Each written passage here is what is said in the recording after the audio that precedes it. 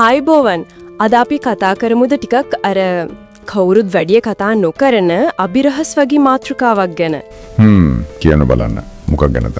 ඉතියෝපියානු බයිබලය ගැන. අපේ මූලාශ්‍රය ඇසුරෙන් අපි බලමු ඒකේ තියෙන විශේෂ දේවල් අර ඉතිහාසය ඇයි ඒක අර ප්‍රධාන බයිබලයෙන් වෙනස් වෙන්නේ කියලාත්. හරිම ඉන්ට්‍රෙස්ටිං මාතෘකාවක්. ඇත්තටම ගොඩක් අය දන්න කිං ජේම්ස් එකේ තියෙන පොත් 66යිනේ. හැබැයි ඉතියෝපියානු එකේ සමහර සම්ප්‍රදායන් වල පොත් 88ක් දක්වා තියෙනවා. ඒකම පුදුමයක් නේද? ඇත්තටම අනිත් පල්ලිවල නැති පොත් එහෙමත් තියෙනවා කියලානේ කියන්නේ. හරියටම. ඒ වගේම තමයි ලෝකේ තියෙන පරණම බයිබල් ලියවිලි සමහරක් තියෙන්නේ ඉතියෝපියාවේ. කිං ජේම්ස් එකලත් වඩා පරණයි සමහර ඒවා. ඒ කියන්නේ පැරණි ටෙස්ටමේන්තුව අලුත් ටෙස්ටමේන්තුව වගේම වෙනත් ලියවිලිත්. ඒක තමයි විශේෂත්වය. ඉතියෝපියාවේ අර පසුබිමත් හරිම වෙනස් නේද? අප්‍රිකාවේ කවදාවත් අර යටත් විජිතයක් නොවුන එකම රට. ඒක හරි. ඒ වගේම යාලගේ විශ්වාසයක්